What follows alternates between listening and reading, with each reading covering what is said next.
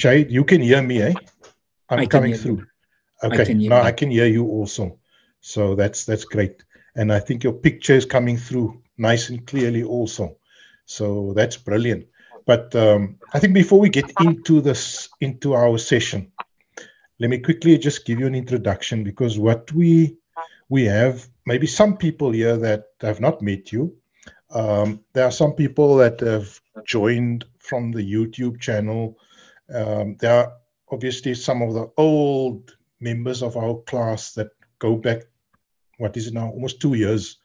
And so they'll know you. I see Shaishta's there, and Zainab is there. And let me see, who else can I give a recognition, just a shout out to. I see Kamil is there. Welcome, Kamil. And I see there's some, yeah, I don't know if there's a couple of ones that don't have names. So all of you feel very, very welcome. I hope you're going to enjoy the session. We're all a family here. We all just here to learn, and to learn from each other, and to, you know, find a way and look at the best way forward. We're all facing the same challenges. We're all people who want to know what is the right story, what actually we should be doing. And so I'm going to, for everyone's benefit, I'm just going to introduce you, Shaik. Of course, who we have here is my dear friend, Sheikh Dr. Mathee. He is a professor of religion studies at the university. He's a lecturer there, and at the University of Johannesburg. He's been there for a number of years now. I greeted Shaik about, what is it now, 7 years, Shaik, that you are at the University of Johannesburg? It is a bit long, Anwar. It's about 10 now. So yeah, 10 years. Wow, you weren't so grey when you left us, Shaik. Now you went grey. I get pension discount for pension at Spa when I go. With that beard. Yeah. With that grey beard. No, Shaik, but we go back a long way. But let me first tell you, Shaik is a graduate from the Al-Azhar University in Cairo, Egypt. Not Cairo, Egypt, because Al-Azhar is everywhere in Egypt, not just in Cairo. And Shaik, I met him there in 1991, many years ago. We met each other. We became brothers. We became more than brothers at once, in Egypt. And Shaik completed his higher degree in Sharia, in Islamic law, I believe, so, which entitles him to practice actually as a lawyer in Islamic law. But then that wasn't enough for Shaik. He came back, and then he enrolled at the University of Cape Town. And then he completed a Doctor of Philosophy, a PhD in history, where he became a leading researcher on the Timbuktu manuscripts in Timbuktu in Mali. And there, Shaik worked on some very old manuscripts, where he did some translating and some analysis of some of the manuscripts, and completed his PhD on a number of these manuscripts, which he studied and reported on in his PhD. And so, Shaik, I'm really honored to call you my friend. It's, philosophically or politically, we've always been close also. I want to tell the people, and I don't want to just start with the serious talk. I want to tell people who you are, man, because people need to know who you are and where we come from. So, I met Shaik. Let me just tell you the story quickly. When I arrived in Egypt, I think it was August 1991. I arrived in Cairo, and I had no friends, I had no one. I got a place to stay with a guy who was also a student there, but we weren't politically aligned to such a great extent. This was kind of more a mainstream kind of guy. Good guy, nice guy. We became good friends. But then these two chaps walked in, at that time, they seemed like two very young chaps. I think, Shahid, you might have been 19 or something. Were you 19 already? I think you might have 20, been around yeah, 20. 20. Yeah. You and my other close friend. And we had like a very polite interaction because we weren't sure who you were and you weren't sure who I was. But meanwhile, Shahid was a heavy into revolutionary politics and sort of radical ideas, having been friends with some of the liberation movement guys who had been there before me, like Hanif Sayed and like Sadullah Khan. And he had already at that time been highly active in the South African liberation movement in exile in Egypt. Some of the guys who were in exile there, you know, who were out of the country and getting training there and running the revolutionary movements and strategies from outside the country. So Shahid had already been friends with them, but I didn't know that. And I'm also an ex-activist. I also spent time in detention and so on and so. We were so close, but I think it took us about an hour. For an hour, we were about a bit polite and we didn't raise any serious topics. And then I think when we walked down the street to buy some cool drinks at the shop, I think we suddenly just said, look, what do you think of these guys like Biko and Malcolm X? And suddenly we just clicked like that. And I realized, okay, no, I got the right guys now. And from that day, I think we were inseparable, Shahid. I mean, if I didn't chase you home at night, you'd probably sleep there at my place every night. You remember? And Nazli used to make massive pots of food, and we had like every day we had. And it was the amazing part of that time in Egypt was the amount of intellectual engagement that we had, the type of intellectual discussions and in-depth analysis, because that group became from 3, it became 5 later on. A couple of guys joined us. And then we also met some of the very prominent leaders, African leaders in Egypt, which fortunately you were in touch with many of them. Some of the revolutionary Egyptian guys that we attended some important meetings, etc. We met the son of Kwame Nkrumah, who spoke to us about his own dad. And wow, it was a fascinating experience to meet these great African leaders, their children. And so Shahid, I wanted to share this because I don't know if we've ever shared this type of information with our dear cousins and friends and like-minded people, you know.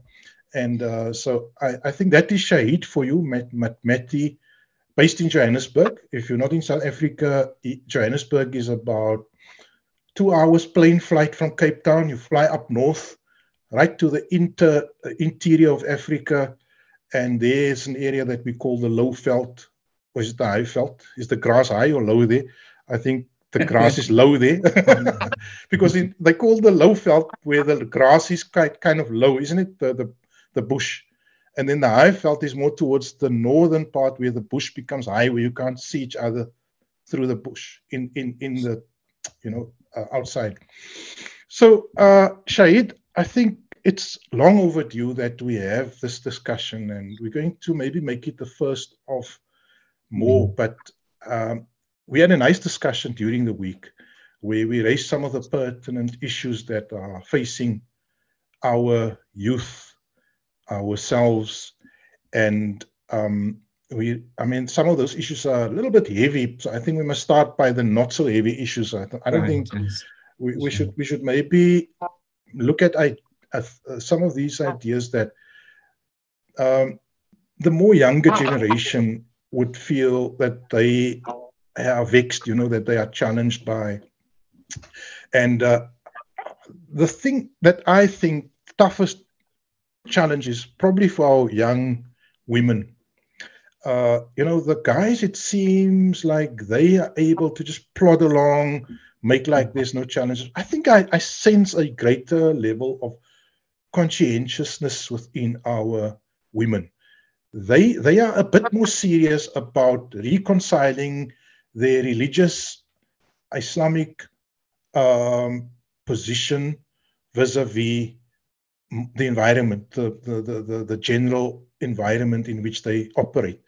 And I think they want to make sense. They want to have a meaningful Islamic identity, a religious identity, but also they want to be very much part of society without becoming insular or, an island or sort of not disconnected or alienated from the mainstream of society. Maybe if we can, if it's okay with you, if we can start off by looking at that particular area. What do you think? Would that be a reasonable place to start? No, I think it would be. But Anwar, if you'll allow me, and also I want to say thank you and shukran to you, for speaking about our time meeting in Egypt. I think it's so important. But if I may repeat some of the things you said, and I'm saying this to all our respected friends, but maybe to show how important Anwar was, because I think Anwar spoke about Sheikh Safiullah and I, but I wanted to say how we receive and what Anwar meant to us being there. So, because I think that's an extremely important part of our growth. So if you'll allow me to repeat to the respective friends, to repeat. Don't make me cry now, please. These were extremely important moments, part of our growth. We always grow in life. I think all of us know that, and people who come along in your life and who contribute to one's personality. So we were there 2 years already, and Anwar mentioned Hanif Sayyid and Saadullah. So when we came there, they were there, and they were mentors to us. But then they left. Saadullah left at the beginning of 1990. We came towards around November 1989. He left in January 1990, and then there was another student, Burhanuddin Abbas, rahmatullah alayhi, he's passed on, and he left. And then Hanif Sayyid, of course, he was the chief rep of the Pan-Africanist Congress in Cairo, and then he left at the end of the 1990s. So in a sense, Safiullah and I, we became orphaned again because we had these people, and we just loved, because we then stayed on in Egypt. Hanif Sayyid passed away also. May Allah accept his efforts, on behalf of the oppressed people of Azania, South Africa, and Islam. And then around, as Anwar said, August, September, we heard, and in fact, it was Sheikh Safiullah who said, Shaheed, there's this guy who came, and you must. And so Safiullah met you just a little bit before I met you. And Safiullah raised an important, and that for us, perhaps we never even said this to Anwar. Safiullah said he was in prison. And for us, that was the yardstick. A person who was in prison, who stood up in the struggle for human liberty, for human dignity and justice, and against an apartheid regime. We would say that we will lay our bodies on the ground for him to walk on. We could differ with people, but the fact that any person was in prison, any person who went, was incarcerated, that for us, and because we were two young men, we were not in prison in South Africa. We were not very heavily involved in the struggle yet. There's an awareness, there was talk, but we never faced up with a brutal South African racist police and that machinery and its powerful machinery. So that in itself is that Anwar was in prison. That said, and we thanked Allah. We said, Allah, you, Hanif Sayyid and Saadullah and them left. We were orphaned, and you've given us somebody again. So I think it's because that was our growth. That this person is going to give us guidance again. And then we spoke about Beacon, all the people Anwar mentioned with Jamal Nkrumah. We met people like Gora Ibrahim, rahmatullah alayhi, the leaders of the PAC. Vincent Anwar, Vincent then became the chief rep of the PAC. He died last year, COVID. And so there were all these people, but that was a wonderful period. So from September 1991 to again May 1993, we were just every night at Anwar's house. Yeah, and usually as men, of course, Nazli made a pot of food, and all the tea, and we were having all this revolutionary discussion from after Jumu'ah on a Friday, after Jumu'ah with Anwar's house, and we leave 12 o'clock the evening. In fact, not only on a Friday evening, a Thursday evening too. So we must still apologize to Nazli for taking all those. But it is really a growth, people. We, and Anwar, the last thing I want to say, I recall that we used to go to the mosque in the largest masjid in Egypt for Jumu'ah, the Amr bin al-As Mosque, which was also the first surviving mosque in Africa, built in the year 21 Hijri. Right, that's about 643 of the Common Era. And Anwar already called, and when we went, and they had the so-called peace conference, the conference for peace, when they met in Madrid, and we were just part of that. And you see the Egyptian guys singing Hasbunallah wa ni'mal wakil, of course, condemning the Zionist enemy, Israel, and things like that. And it was just, these were wonderful moments that we spent together in Egypt. So shukran to you, Anwar. And I think it's important that we remember those things, not because we're just saying events, but it's part of our growth. And it also then becomes part of our amana to carry on the struggle in whatever and in different ways. So shukran. Yeah. I just wanted to say Nazli enjoyed it. Don't apologize to Nazli. She enjoyed it. In fact, she always told me she used to enjoy the intellectual discussions, and that taught us all, we all learned. Yeah, no, it was great days. Of course, let me mention an interesting fact also that not many people might realize, that in fact the top mufti of South Africa became one of our pals. When he went there, I don't think I should name him, but I don't know, I prefer maybe not to. He's passed away, unfortunately, during COVID also.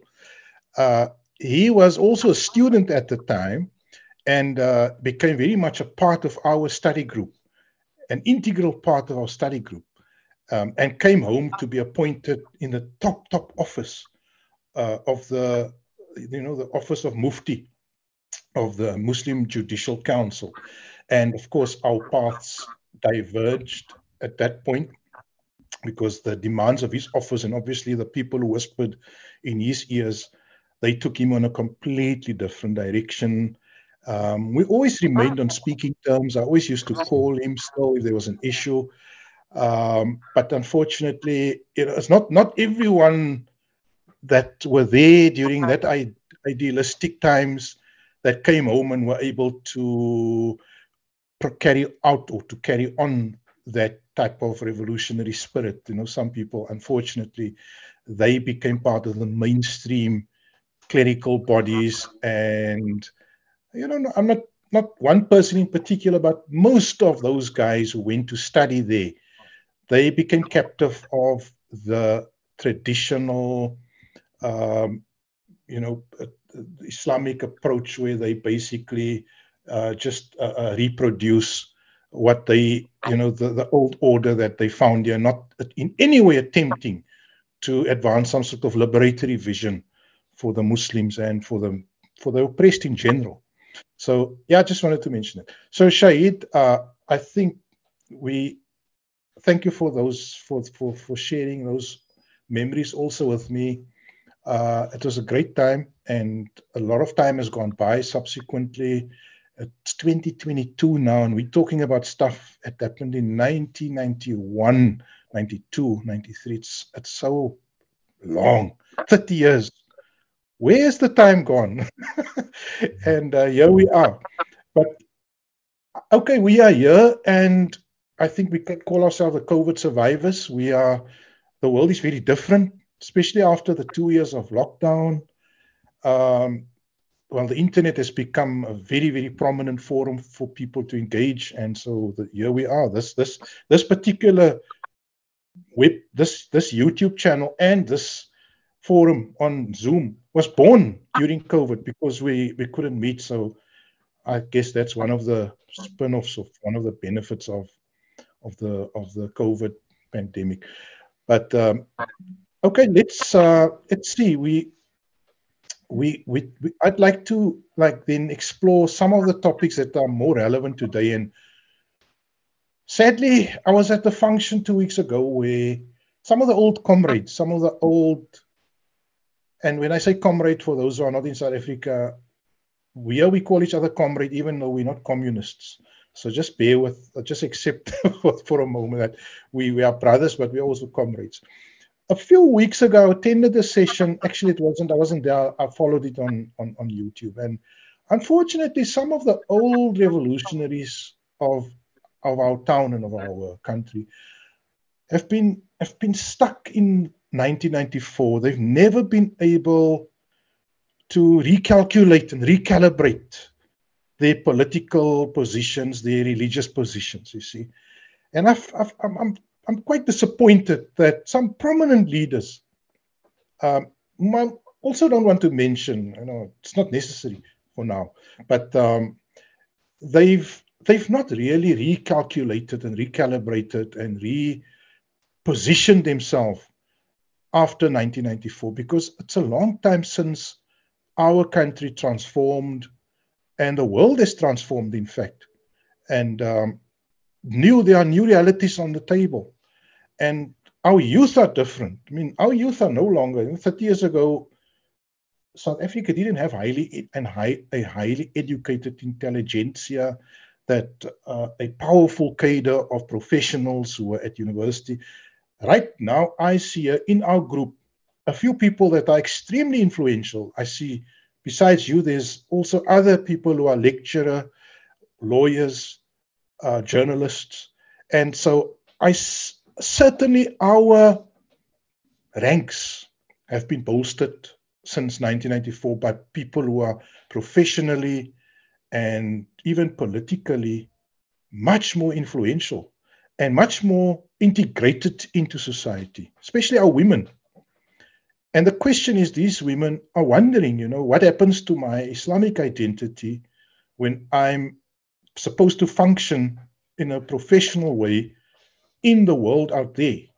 And it's not a Muslim world out there. I mean, our society is probably one of the most liberal societies in the world. I wonder. I mean, we at our core, we are a very conservative society, but I think in the workplace and in these four areas, it could be quite difficult to exercise or to live your identity when you are confronted with so many conflicting streams of thought, especially those at university. And we have a good number of university students also. So the question I think we must ask is it possible to function for the Muslim identity to exist within a ultra-liberal Western social environment, society? Or is there a natural antithesis, or are we naturally at conflict? Is there a way that we can create some sort of harmony, in fact, even some sort of flourishing amidst that ultra-liberal Western social environment? And approach it as you please. What do you think? What are your thoughts when you think of the youth? And you have young women, young daughter also, and young children, or grown-up children who are active in society. What do we tell them? I mean, what do we tell ourselves, in fact?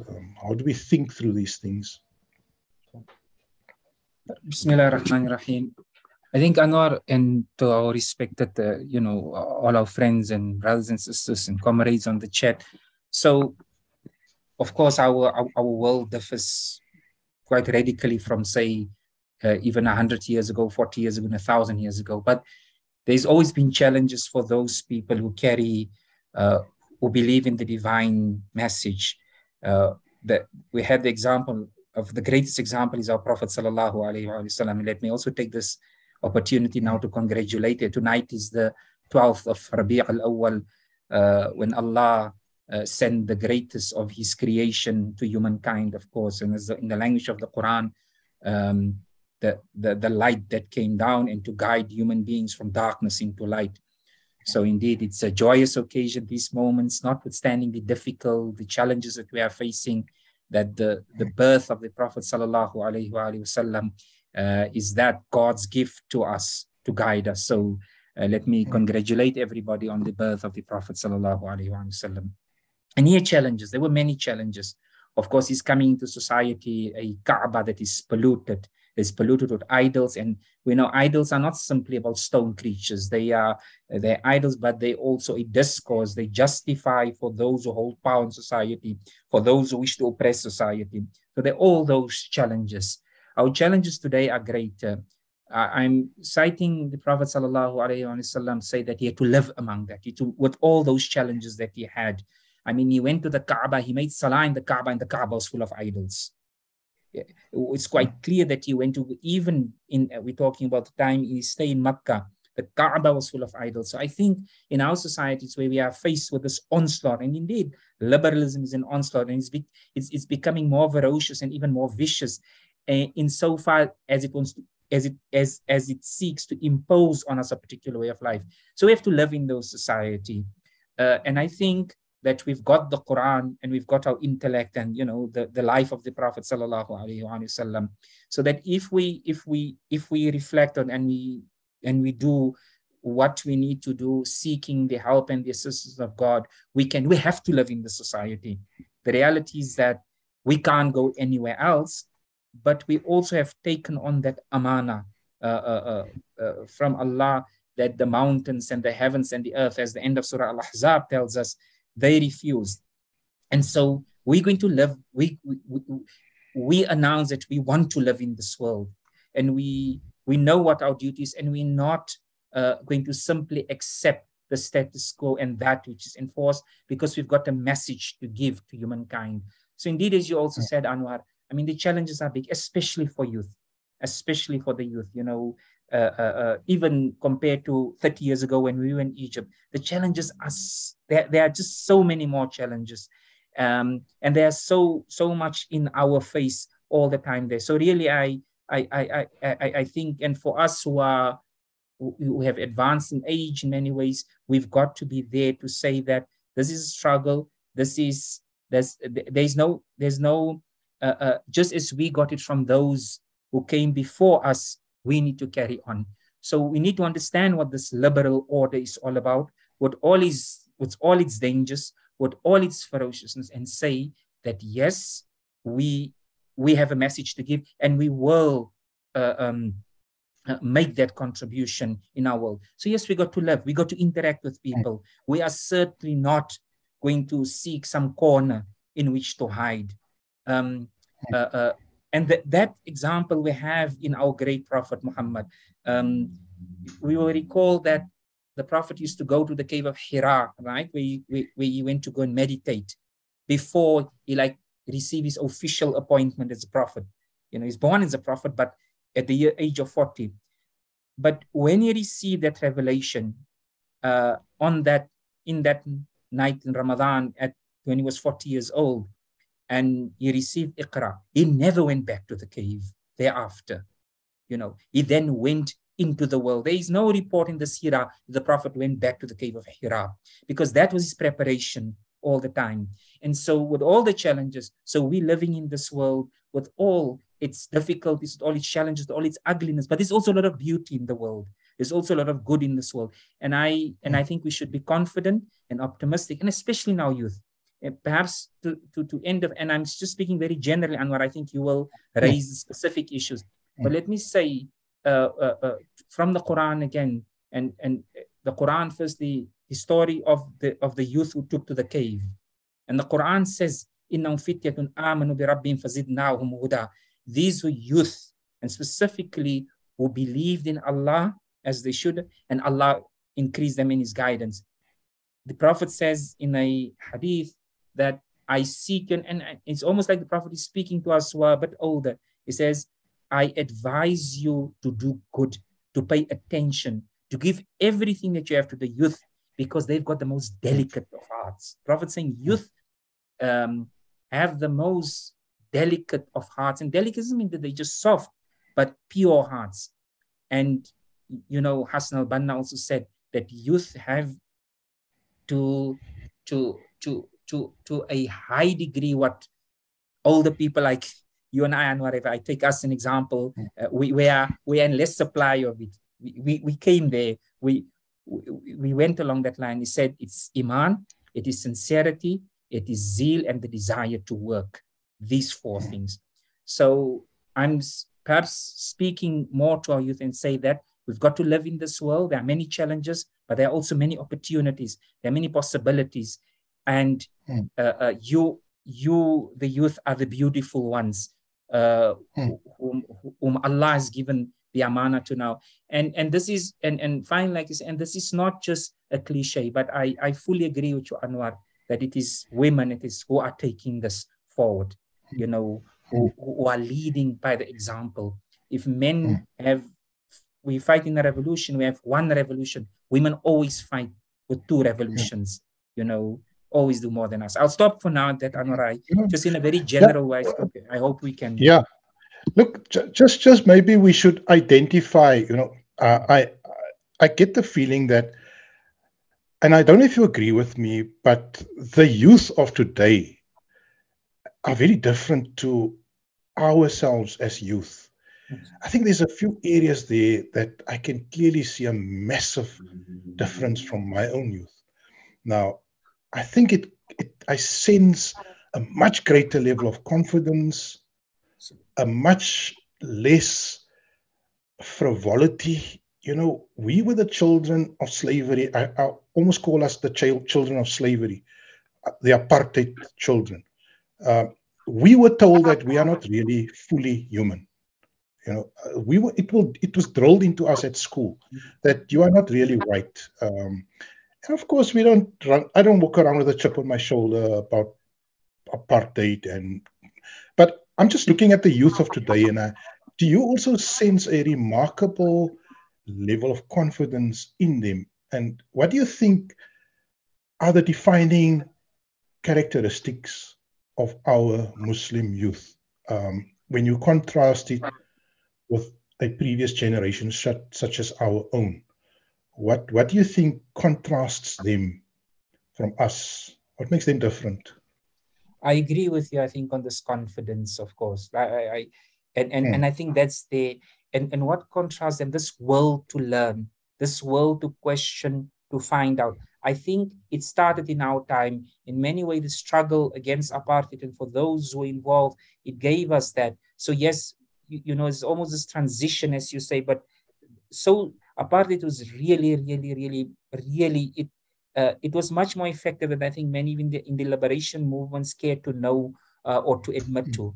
It's true. It made us, you know, that as because of how these things were drilled in us. I think the youth today, they have that confidence, but they have this will to question, this will to learn and to look at the world. And I think this is extremely important, because besides, I think my understanding of the Quranic worldview is that life is getting better, notwithstanding the challenges, the difficulties that are arguably greater than, or at least the way we face them, and certainly as we see what's happening in the world, and they were 20 years ago. But I think we should be confident life is getting better. So I think that is what I see in this youth. This one to question. That said, it also makes the responsibility great on the youth to read in our Islamic Turath, to read the Quran, to engage with the Quran, the Sunnah, but also all other literatures that are out there. Knowledge Allah has given, our belief is that Allah has created us all and given us a fitrah. There are things that we can learn even from Western thought. We should have a critique of the Western thought that said to us that some people are superior to others, some people are better. But there are many things you can learn, and I see that in the youth. To come to that question is that they question more. They're not simply going to take an answer because it has to be so. And so that will to seek, to know more, to investigate. And alhamdulillah, that is something great, Anwar. So I agree with you. And I think this is the difference that I see. And because opportunities are there, and therefore opportunities are at the same time a gift, at the same time that they are a gift, they are also an amana. So this is the amana on you, the youth, you, the younger people. Allah is going to ask you about that. And I think that's certainly that we see. Certainly not sufficient. I think in the beginning we have to be realistic, but I think we're on that path. Yeah, well, the confidence, I think you agree with me. It's a good thing, but it can, of course, what I sense is that there's also, in that confidence comes somewhat of a dismissing attitude of those deeper, those timeless value systems that were maintained up till this point. And so with that confidence comes a very brave, new, adventurous spirit to part with tradition, to not feel tied by tradition.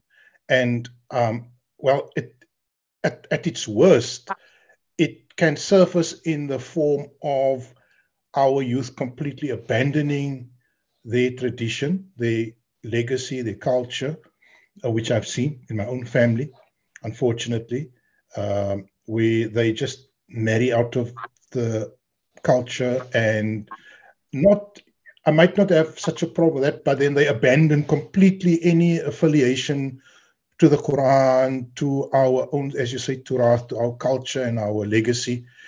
They then completely burn their bridges, and they embark on a completely, agnostic or non-religious path.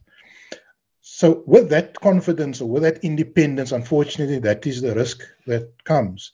And the way we address it, and obviously it's a concern to me, the way we address it, I guess, is we need to construct a thorough and a strong intellectual defense, or an immunity, some sort of immunity against the onslaught of these non-Islamic or ungodly systems of thinking and reasoning. I'm just thinking offhand, like the hedonistic attitude of the average youth out there, the pleasure seeking, the complete and ultimate focus on pleasure seeking, and the abandoning of anything that is more permanent or more long-term, and the reduction of all life to just immediate joy in that moment. And that is a very powerful force out there. If you look at popular media, social media also, then just to get a couple of likes or a few hundred likes, and to get people to like the way you come across on Instagram, using the filter and using whatever other methods or tools to project yourself, that instant gratification, that instant feedback, and that spreads to other things, culturally also, that instant gratification. That's a very powerful force currently within society. And our youth are often powerless when they are faced with these powerful forces. Like, I've given you one example, hedonism. But then within the whole bag of liberal thinking, and sometimes I think it's liberalistic. It's not just liberal, because being liberal is sometimes good. It means you are being generous. But being liberal, being liberalistic means you refrain from exercising any control. And there's an abandoning of control. There's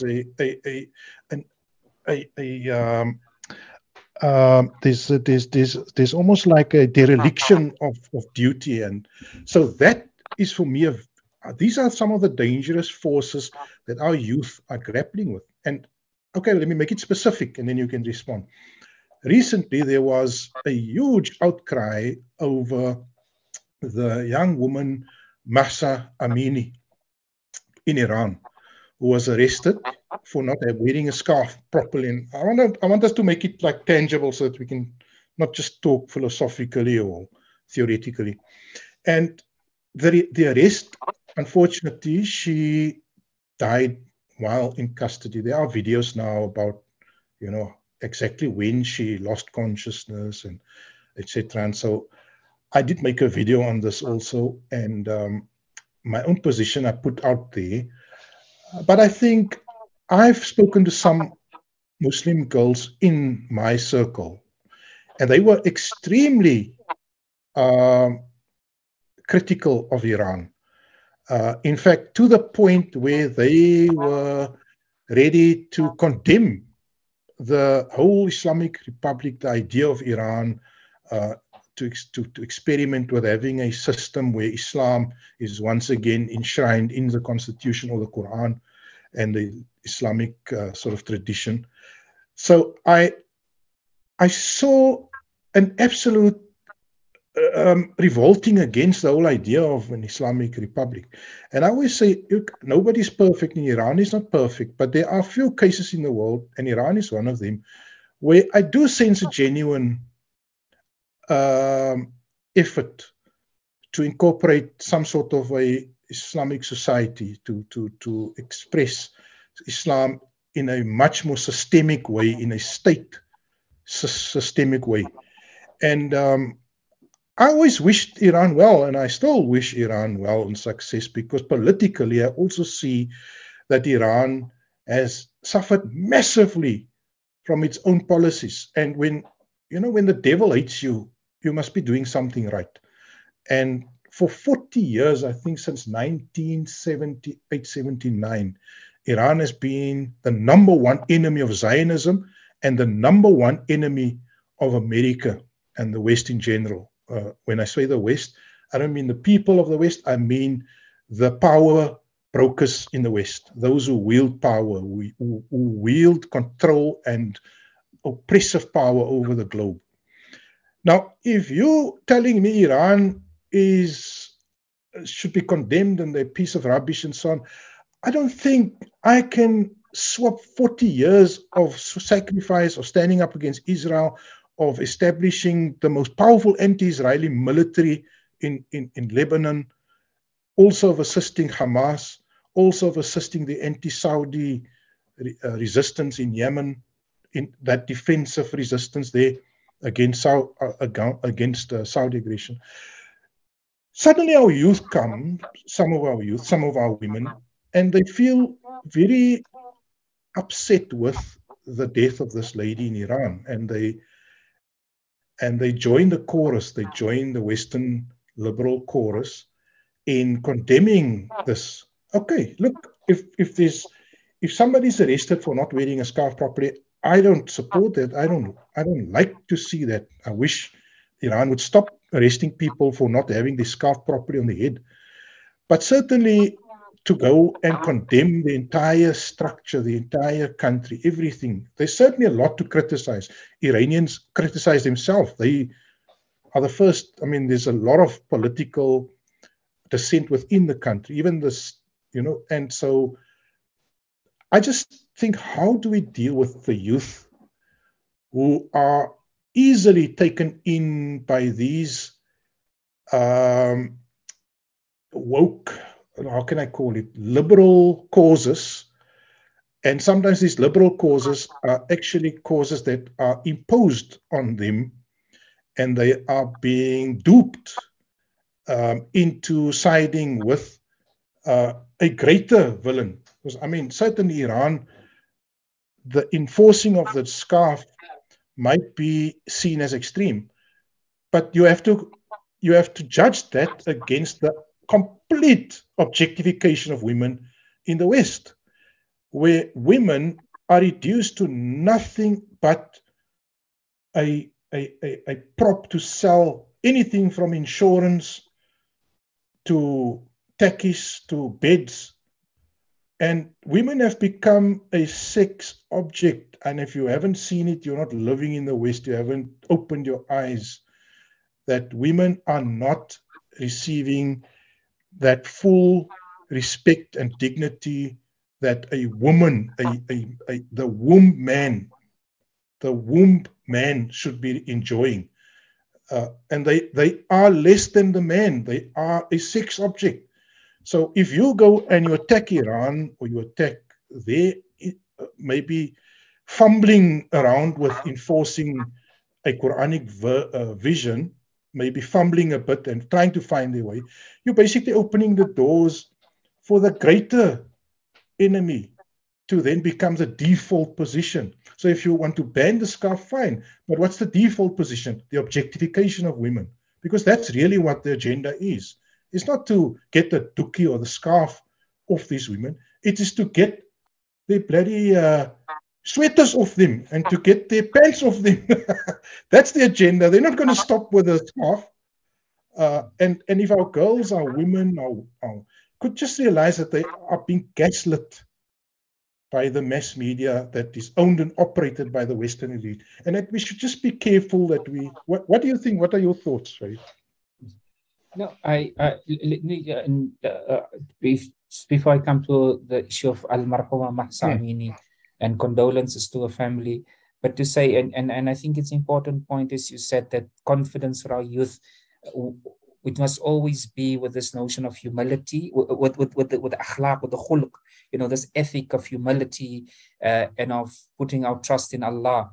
And that is taqwa. Taqwa is to nurture that, so that we know that confidence is extremely important. We must have it, but we must remember that as ibad of Allah, as servants of Allah, that we are responsible and we will answer to Allah. And also to realize the tradition you spoke about, important, even as we go forward, a tradition, and certainly we can have a critical reading of a tradition, but we never rupture from that tradition. Because if one ruptures, then you have nothing, then we don't have a pedigree.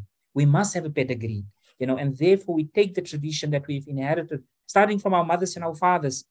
I'm talking about our generation, Anwar, and they knew much less than us. But if it wasn't for them, we would not have been what we are. Right? So we cannot break away from the tradition.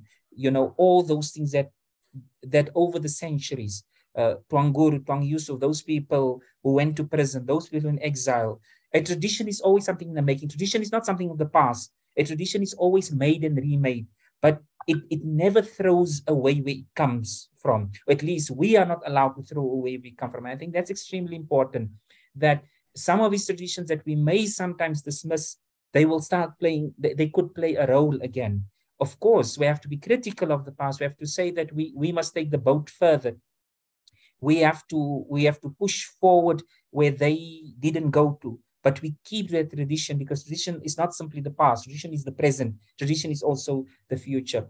And so coming to Mahsa Ameeni, of course, Anwar, the biggest thing for us, and guided by the Quranic ethic, up till today, if you ask him what happened to this woman, beyond what the news are saying, the Quran is telling us, and one doesn't need to be a leftist or a particular revolutionary Muslim, whatever you want to say, to know that the role, and you mentioned that the media is playing, to know that how the media distorts things. The Quran is telling us, all those people are saying, up till today, how did this woman die?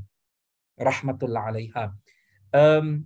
I was saying to friends, a report came out today that she had an operation in 2007. There was a surgery in her brain, and that had impact on her. Now, somebody can say that's not true.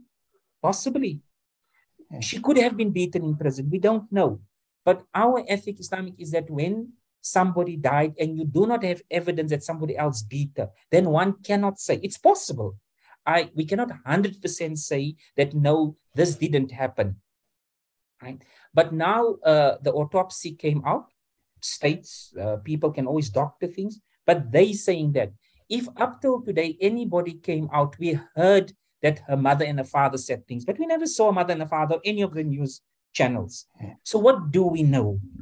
So I want to be clear that when we say this, we're not saying that no, it's not possible that some police person was overzealous. We know it happened here in South Africa. We saw Marikana. We can't absolutely deny or negate anything.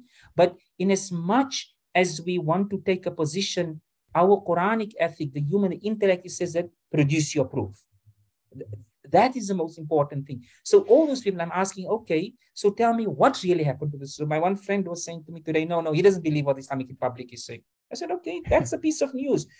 But you have to say, or the person who takes a claim and say that this happened and that happened, then you must exactly produce the evidence. That's a very ethical position. That's an ethical requirement. That Islamic law, let me give an example.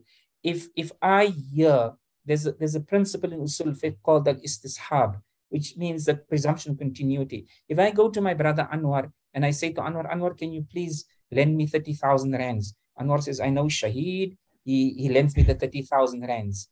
Now, Anwar Look it, he knows me. We've got trust between us. Anwar doesn't realize in the meantime, I've become a very different person to the one he knew in the early 1990s, right? Certain things that happened. So, or maybe I just didn't expose my true colors to Anwar then. I was able to camouflage them, whatever.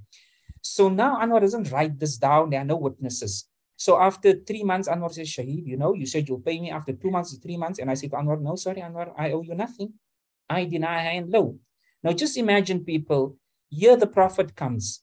What do you think the Prophet is going to say to Shahid?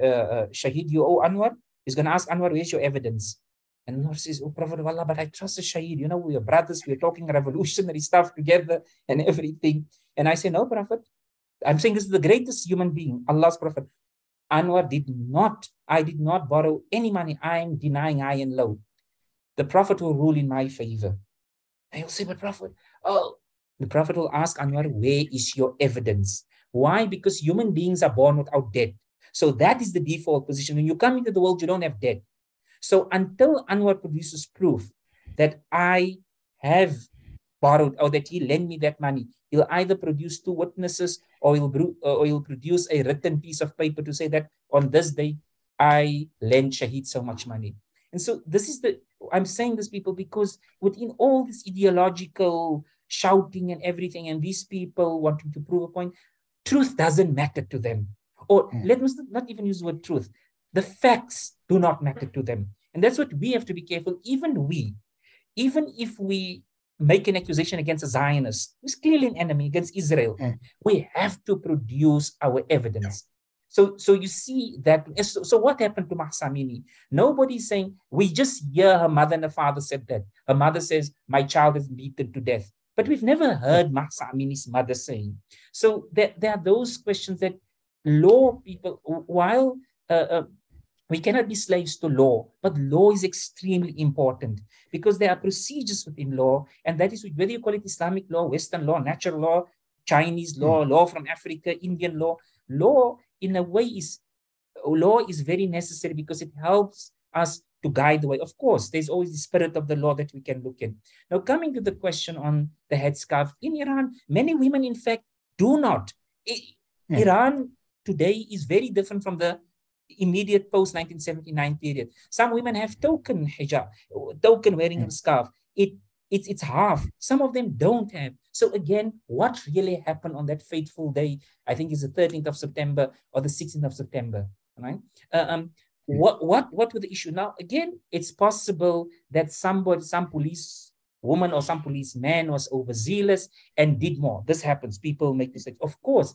And as the president of Iran, as said Ali Khamenei, he said that, look, we'll do an investigation. And people, if the person is responsible, they will have to be held accountable and they will have to give diya. In Islamic law, there's this thing about diya that, can you imagine? There's this example, actually, Anwar, Imam Khomeini's daughter said this to us. I was present in the meeting. She says that he told them when they were children, I don't want you to go and play by the neighbors. Like your mother and your father will sometimes say that. And then they, as kids, we don't always listen to, and they went to go play at the neighbor's house.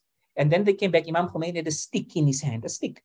And he was shouting them and he was hitting the stick on the wall, right? And he said, did I not tell you not to go play the neighbors? What happened as he hit the stick, a splinter came off and it hit his daughter, on the leg, and he started bleeding. And the daughter says, now you see what you did, you wounded me. And he paid diya, he paid blood money, this father, because that is Islamic law. So inshallah, and this is of course incumbent on the Iranian authorities to find out what happened. But so there are all those things. But coming to the scarf, the issue is not about the scarf. Because I think before you get there, Shaik, I think let's separate the issue here. The one issue is the death of the sad and tragic death of this young woman. May Allah grant her a good place in the year after. And may if there's any injustice or any crime, may the perpetrators be identified and brought to book. But that's the one side of this problem. I think the other issue that is mixed in with it is the issue of the scarf. And I think that is where you want to head to next. Absolutely. I think as a scholar, as a graduate from the Al-Azhar, I think you're in a very, very good position, because I'm obviously not in that position. I'm just a researcher and a student in my own right. I'm not like immersed into the classic texts as you are. And I just want to ask you, when it comes to the scarf, the position regarding the scarf. Now, okay, let me just make it clear also in case there's any uncertainty. My own position is I've somewhat developed my position in recent years where since about 2013, I do not, I've refuted or rejected the idea that is contained in the book Al-Risala by Imam Shafi'i, that hadiths, and especially those who are the singular narratives from one person to the Prophet, that those hadiths constitute a unquestionable truth that can be regarded on a similar level as verses from the Quran. So I'm just clarifying my own position, but I don't think we have people who follow me on this group. We must assume that we are speaking to a Muslim audience who's not necessarily taking that position. And so I want to ask you, as a scholar from Al-Azhar, as also your own free thinker, what is the strict ruling pertaining to the scarf? What is the basis of the teaching? Can you just lay it out for us here and for the women that are also participating and those that will be watching this afterwards on YouTube? So Anwar, before I come to the and because hopefully inshallah we can open up so that questions and contribution. Let me say before the answer, and I'll come to that, but there's a methodology that has been inherited over there's a type of hierarchy, right? You find the Quran as it is, you find the Sunnah, and then the ijma or the consensus, and then either what is called qiyas, analogical deduction, or aql, or intellect. Right? And I think within that framework, we proceed to answer our question rather than just answering a question. So particularly on the question of the scarf, and I'm going to say that, so the whole argument is that, can you say that in the Quran there is nothing absolutely clearly that says women must cover their hair, right? Even though there is of the word khimar, the Quran uses khimar, and people like Shahid Mutahari had discussed that. They said the khimar was this broad piece of cloth that actually means to cover the part, but that khimar, and that is why language is so important. Khimar means to cover something. Same word khamar comes to cover something, right? And so some say that cloth was so big that even though the Quran does not say cover the head, it would mean that cover the head. So let me with that. So the Sunnah, of course, now you come to the Sunnah, and part of our epistemology, our theory of knowledge, because for Muslims, of course, knowledge is not unlike Western modernity. Western modernity is that when humanism became the center, the human being alone answer all questions. There's no outside, so there's no God, there's no nature, it's not even else. I think, therefore I bring the world into existence the way I think.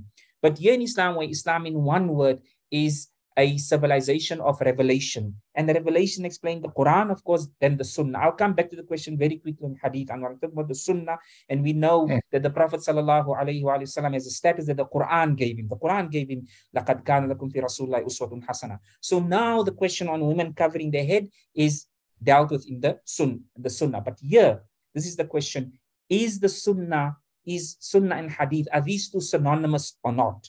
That is a question that the Muslims have always differed over the last 1400 years.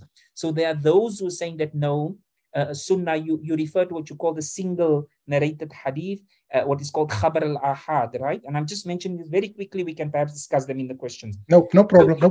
So it is in that part where it comes a hadith that when a Muslim woman, that everything must be covered except for this and this. The Prophet referred in this hadith, Abu Dawud, the hands and of course the face can be open. Some say that this hadith is weak, which means what is meant with weak, the implication said that you cannot use it as probability in others to establish a position. Then there's of course the ijma. I think what is most important is that this thing of women covering their hair has become, more than anything else, it has become the consensus of an ummah. Meaning it's also communities, and this is the power of community beyond text, beyond the written text. Communities give certain positions. For example, Al-Bukhari, Muslim, these texts of course, they're very scientific works, but really what gives them this authentic status? It is the community who granted them that status. It is not text. It is not the hadith itself or the Quran.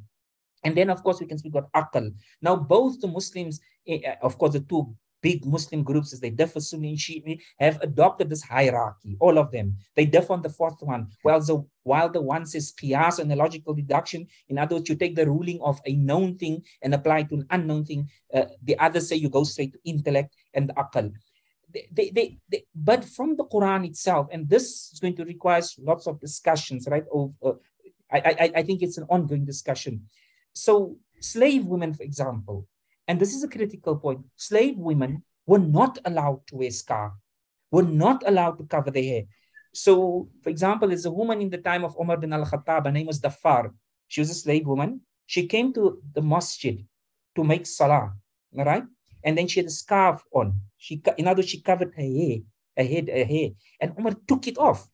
And Muslim woman. The Muslim woman, yes. And he rebuked her. He said to her, why are you trying to imitate free women? So the question here is, even from the Quran, then there's an example of Imam Sadiq, Jafar as-Sadiq alayhi salam, where one day one of his companions came and Imam Sadiq saw he wanted to ask him something. And this man said, Mom, I saw something which left me confounded. He says, I saw a woman who had a slave, a Muslim woman who owned a man's slave. She put her hand on his head, right? So, of course, you know that men and women in that particular sense do not shake hands, do not touch physically, according to that teaching. Imam Sadiq said, well, it's nothing wrong, it's a slave. So the question here is that a particular understanding, a particular reading, or even application of hijab, is it purely because, now, often when you speak to Muslims, and if you read the fiqh text, you'll see that how these scholars change in explaining the law. The law often remains the same.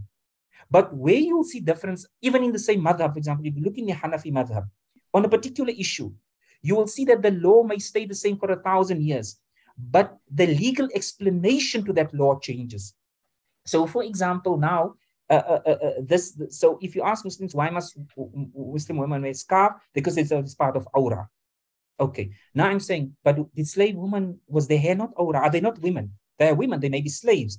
So this thing of women covering their hair, was it because of a social issue, or is it in that sense a narrow parochial issue because a woman's hair is part of aura or not? This is the question that we need to ask and discuss. I think then it's a better methodological approach, instead of just answering, no, wear scarf or don't wear scarf, because the debate becomes then too parochial. No, some women, and if you look at it carefully, those people who are just 100%, no, you must wear scarf, and those so-called liberals who see the scarf as symbol of oppression, they both do not come from it's a pure ideological position. They actually come to the same position, of course, with very different motives. They come on the opposite side, but they argue the same. This one is arguing for cloth in a particular way, that one is arguing against cloth. Of course, there is a difference, because for Muslim women and those who argue for scarf, they argue that, listen, it comes from Allah. You may disagree with that, we may disagree, but from the Western perspective, it comes purely from what that hedonism, that's what you called earlier hedonism. I am selfish. I decide alone what is right and wrong. And that's hedonism. It's not simply drinking wine, and going to disco and stuff like that. It's this, almost this, it's not nihilism, what is called, when one is so in awe with oneself. So what I'm saying, Anwar, to end, so I'm saying that this question certainly needs discussion. There's some strange things in the fifth text. That, for example, the aura, I was speaking of a slave woman, is the same as that of a man. Now, what is a man's aura? What is a man's aura? Now, if that of a slave woman in some fiqh texts is the same, what I'm saying is that if we look in history, we can understand how these things change. And that is what, as Muslims, we need to do, to discuss. And this is where we come back to the question of knowledge. The big problem in this Mahsa Ameeni, and especially from those, is that there's no knowledge, not of Islamic law. There's not even an attempt to understand Islamic law, nor of the Western law. And that is severely problematic, because in so doing, we're not producing knowledge, but we're just stating ideological positions. And that is why you see, and that's what we see, it started with the scarf, and it ended with what? With no clothing. So they started with, so the issue is exactly to impose on Muslims. But to your question, Anwar, I do think if you look at the Quran, it's one of those areas, it's a difficult one. I'm saying that from my perspective too, I accept the scarf, you know, that women must wear, but I am not convinced. I'm saying that very openly. I'm not convinced. I accept it on the third tier, on the ijma of the Muslims, that most Muslims, now that is not a position that cannot be challenged, even the ijma. Because there's so many things on which Muslims have ijma that I think, you know, can be challenged. For example, that it should be challenged, a child born out of wedlock. For example, the stoning to death for adultery of married people. I don't think that's an ijma 99%, and I think some of those things got to be challenged. So likewise, the question on women having to cover their hair, I would like to think it's a position that, that there's not one that's closed. It's unlike Salah, that we have to make 5 times a day Salah. You know, that question is not out to be discussed any longer. And that brings us back to what you said, you know, your early allusion to the Qur'an. And I think that we then have to look at the hadith but more critically, you know, and say that ahadith, many of these, or some of the ahadith at least, are ascribed later back to the Prophet. You refer to Al-Imam Shafi'i. If we read the Risala carefully, it's very interesting that Ash-Shafi'i mentions certain things that he doesn't know as a hadith, but later on they become hadith in about the next 50 years after Ash-Shafi'i's life. So, and there are tens of these ahadith, you know, that suddenly the generation of Ash-Shafi'i and those earlier, they don't know these as a hadith, but later they just know them as views, you know, as for example, but 50 years, 100 years later, those same views then become hadith. In other words, 50 or 100 years earlier, they had no binding authority, those views. Insofar as they're not from the Prophet, but they were Anwar's views and Shahid's view and Abu Hanifa's view and Ibn Abi Layla's view, even Sahaba's view. But 100 years later, we find that these same views are now in Al-Bukhari. They ascribe back to the Prophet, and now they have binding authority. And that's where we got to critically investigate. I'll stop there. Okay. Look, if I must, on the topic of the scarf, if I must reflect back on the years gone by, many, many years ago, I think even when I was a child, I seem to remember that in our society, the dress code or the apparel or the appearance of women was not really a distinguishing feature. And I'm thinking my mother, in fact, I'm going back to the 20s, 1920s, 30s, 40s, where if you walked in the street and you saw a Muslim woman and another woman, Christian or whatever, they wouldn't look any differently because they would all have sort of a general a look, you know, a general way of dressing. They had a little mini tuki, that we call it, a scarf, but it wasn't really a covering scarf. It was just like more of a scarf just to cover the hair. And that was especially when they went out to do some shopping, they would put that thing around their face. And that was the look of a woman in London, a woman in Johannesburg, Cape Town, wherever you went. And don't you get the feeling that what we're seeing with this emphasis on the dress code, and I'm part of that movement because in the 1990s, when I became very aware of my religion, in fact, when I was at high school already, my last 2 years at high school, became very religiously focused. And my Islamic identity became a very powerful force that moved my behavior and my actions and so on. And I was one of those who argued that Muslim women should look like Muslim women, and we should have the scarves, and we should have the big scarf, not the small scarf. And you know what? We don't want to see ankles, and we want to cover up. And I have a sister that's slightly younger than me. And, you know, she was a guinea pig. She was like the first person in my town out there in Paul that was wearing like completely differently. Her appearance became new and different. Subsequently now, I mean, the Muslim woman has a unique look now. It has, and I think it will be news to a lot of our women on this chat that this completely radically different appearance of our Muslim women is not an ancient or very old phenomenon. It comes back to about say from the 80s onwards.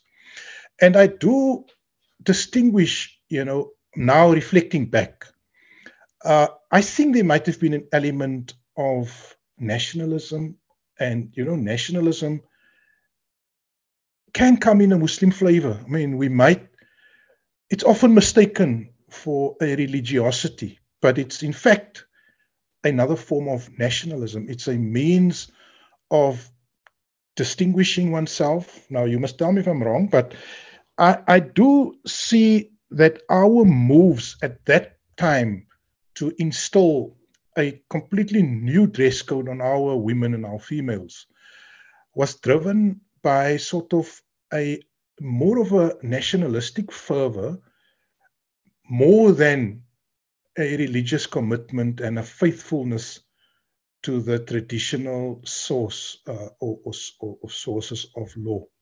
And of course, for me, that time, we weren't too much bothered with what does the Qur'an and what does the book say. We were more onto like, listen, we a different group. We're not the same. We are the Muslims.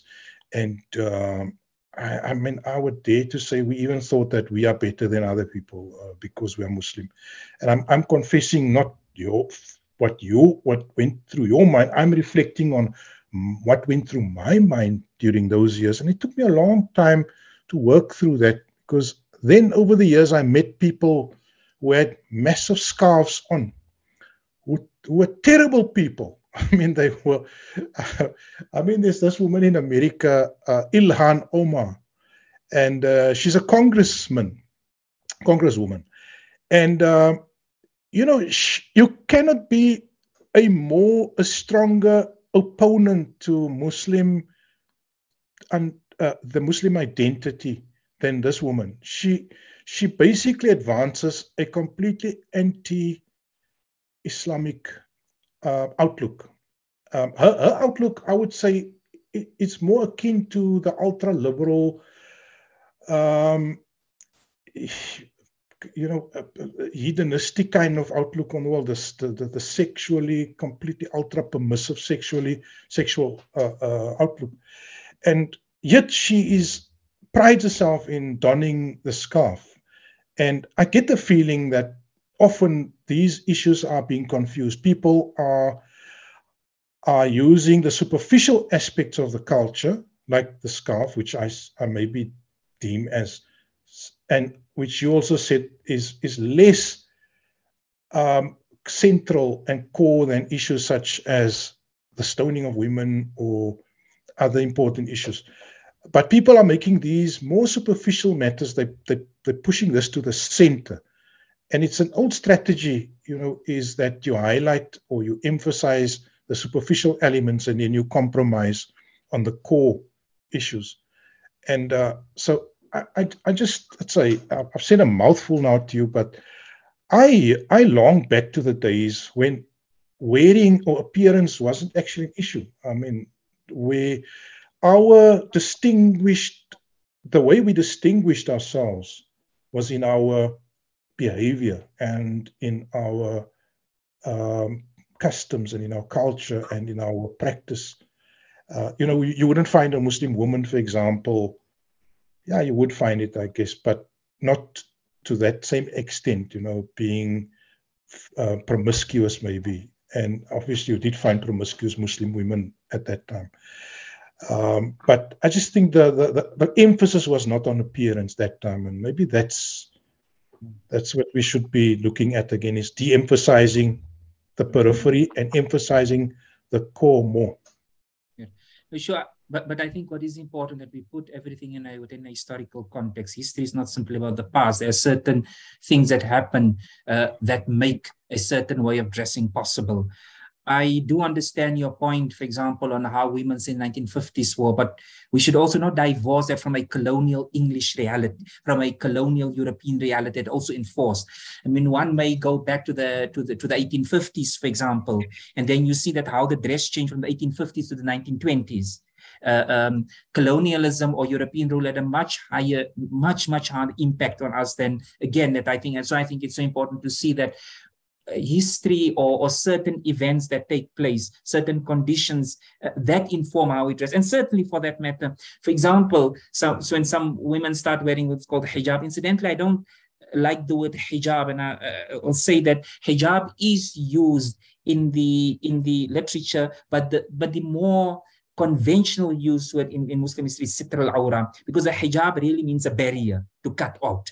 And that has a particular psychological and even social understanding, you know. So the early Muslims, if you look in the textbook, they refer to sitr al-awra, which means really covering up those parts. And incidentally for men too, as we know, the Qur'an starts with men and telling us to lower our gaze. So sitr al-awra, the way we look, is a form of sitr al-awra, of covering one's aura, you know, as a man. And then of course, the Quran starts with men and then to women. So I'm thinking that also women putting on clothing was also a form of resistance in Algeria. I was reading an article when the French came to, the French colonialists came in the late 19th century to Algeria, and they came with their cameras and they saw the woman with a niqab covering the face. It was a challenge to the French. So what they did, because they realized that now this woman whom the camera eye can't see can see him. So this woman whom he came in Algeria to subjugate, she now became the camera. And then what this French colonialists did, of course, what they then did is to then hire women, and especially women from low social income areas, you know, and get them, and they actually create the harem, the idea of the harem. So I'm quickly mentioning this, Anwar, because I do think that even our mothers, our grandmothers, it's not simply that they want a particular, those things also happen in spite often of themselves. So come the 1980s, when there's a particular revival, now there could be various motives, as you say, nationalism, but one of it is also resistance. I met a woman who said that I usually did not wear what is called, quote unquote, the hijab, but because in light of this in Lebanon, many women started putting on the scarf as a way of resistance against French, English, and Western arrogance. So they started putting it on. Again, it is that particular historical circumstance that enables that type of behavior, that of putting it on. But I think also beyond the question of just cloth, you see, unless we get caught up in just cloth, for the Muslim woman, and for me this is important, her agency, when she says, I want to wear it, it's not for me even, and I'm saying, I was saying to somebody, look, in Iran, it's not men who are telling women to put on the scarf to start with. It's not Ali Khamenei. It's not Ibrahim Raisi. It is what Muslims believe. Now, here we can have the discussion. Muslims are believing in our epistemology, in our theory of knowledge. This is what Allah is saying. And I'm saying that with the caveat that we can say, but what is Allah saying? But certainly Muslims believe this. And that's why I was saying to somebody, we cannot compare France to Iran. You know, so people saying, yes, in France, they are forcing women not to wear a scarf. In Iran, they are forcing women to wear one. I'm saying there's a very big difference between the two here. The one is for this Muslim woman, and even the father, he's saying, or the man or the woman saying, I'm wearing this scarf because I believe Allah is saying, that's my belief. In France, in this Western secular culture, where morals, there is no morals don't have any transcendent or universality. Morals is what you and I make of it, right? So that's the difference here. And I think it's important for us also to realize, yet when Muslims wear in a particular way, they see this part of the taqwa. And especially where some Muslim women are saying that, no, this is you know, there was an example in Iraq. And just, I will give two examples. Now, this is not to mean that it should be enforced, it should be not discussion, but to understand that it is for those who say that it's just about cloth. It's not cloth. There was a bombing in Iraq. There was this one woman. She was caught up in a car, in fact, the whole body became exposed. Now, in Islamic law and in the Quran, that woman had all the right to get out of this car, right? Because to save a life. But that woman chose to die. Now, I may say, but what's wrong with her? She says, no, for me as a Muslim woman, this woman died in that car, burned to death, because for her, no man, in fact, the men were calling her to come out. She says, no. That was a woman practicing agency. And when Saudi Arabia was bombing in Yemen, and this young 8-9-year-old girl, the house was bombed, and then the photographer, you know, the guys with the camera came, she said, Ya Ammuma bitsurish mani muhajjaba. She said, I don't have my hijab on. this girl's understanding of hijab takes a very different understanding. This 9-year-old girl, and it's not obligatory, but did not want to come out of the house with a scarf. Now we can be critical and say, but one must understand that for the Muslim woman and for the Muslim man, for that matter, who's saying this piece of cloth is not simply what a man wants. So I agree with you, Anwar, and so I'm saying I would come back to my earlier position. We can problematize and we can really ask the question whether women must wear scarf, right? But one must understand it is not the same for when a particular society is saying they should wear it, as opposed or in contrast to society said that no, take off the scarf because for them, that is what you as a human being want. For a Muslim, for that Muslim person, and for all of us, I think, but Muslims also differ. We see things differently. We don't all think the same, right? Is that for that Muslim a person, this piece of cloth is linked to my belief in Allah. It's my taqwa. And again, there's a point you can discuss. I just think that's important that we make those differences and also understand the historical circumstance. So I agree with you. Our mothers, they were good people, and it's true, not only in South Africa, in Egypt. If you went to Iran, in Egypt, Egypt also. Yes, you would look, you could count on your fingers in the 1960s women who wore scarf. Even the leader of the Ikhwanul Muslimin, Hassan al-Udaybi, his daughter was, they were Islamic State, but his daughter didn't wear a scarf, for example. So you see that. Imam Harun, one of our greatest religious leaders here. I've seen pictures of him and his wife going back to the 1950s. Yeah. She did wear a scarf, but it was a minimal kind of the regular. One, yes. She looked like a regular woman, not particularly identifying perfectly, like you would say, the contemporary Muslim women who are donning the full hijab, so-called. But I hear what you're saying, Shahid, and it's. I think it's our girls. I think they long to hear, to hear this discussion. And it's just a pity that the people who make the laws and who've written the fiqh books and the Sharia books were always men, and like saying that slaves must not wear the scarf and free women must wear the scarf. They didn't create a lot of credibility for the Sharia that they constructed, because in our times now, it kind of impedes on the credence and the sacredness if you distinguish at that level between women who are free and women. But I guess that's a heavier topic that we might have to discuss. I think what I hear from you is that there's certainly an argument for on the side of those who say that the scarf doesn't have grounds in the Quran. It only has grounds in, as you say, consensus or agreement by the community.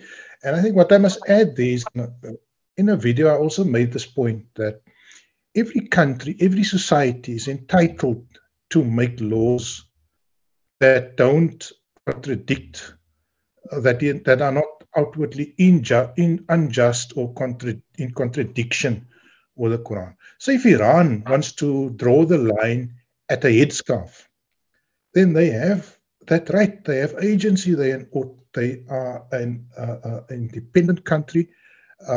They certainly, America, Britain, whoever, can't prescribe to them what their dress code, national dress code should be like. I mean, every society is different. And if Brazil, I guess, wants to have only the bare essentials covered as the minimum dress code, I don't like it. I think it is in disagreement with the Quran also, because the Quran calls for modesty and for concealing the parts of the woman physique that are alluring or draws that draws out the sexual interest of the male species. And in terms of that, we would question, or we would argue against such a minimal dress code. But certainly Iran will exceed it to some extent, if that is what they are doing in our analysis, in my analysis, for example. They are entitled to do it. And I heard somebody say that the female electorate in Iran is actually 53% of the electorate. Women constitute 53% of the electorate. So certainly, women are a very powerful voting bloc, and as I've read also, they are able to make huge social changes by the way in which they bring about some activism, and they've actually made a lot of changes. And so I think the right of Iran to draw the line at the headscarf, it's perfectly their right, and I don't think we're in a position to question it. So I think the argument would be more in terms of the death of that woman. I think that is where that was the emotive aspect. That is where they got our women, people that I spoke to also in my own circle, where they got them riled up, is that, look, what the hell? Why was this woman, why did she die? And then it go back and you say, why was she arrested even? Why do you take somebody off the street for such a flimsy thing?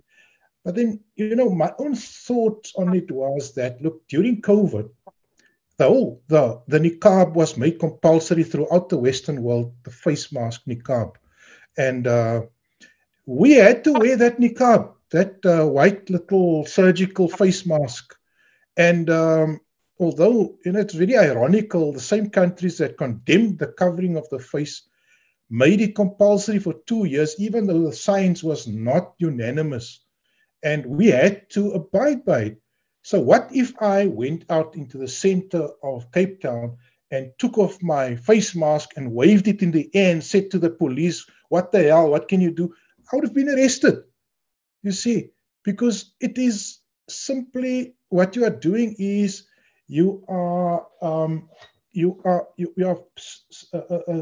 going openly against the law and forcing the authorities to take action, because surely the authorities cannot, if there's a law on the statute books, they cannot be seen to condone it, because if you condone it, there's a saying you guys, you lawyers use this, uphold the law even if the sky falls or something like that. You need to, so the state is never going to compromise. They will rather open up a discussion and a dialogue to see how they can relax the law or amend the law.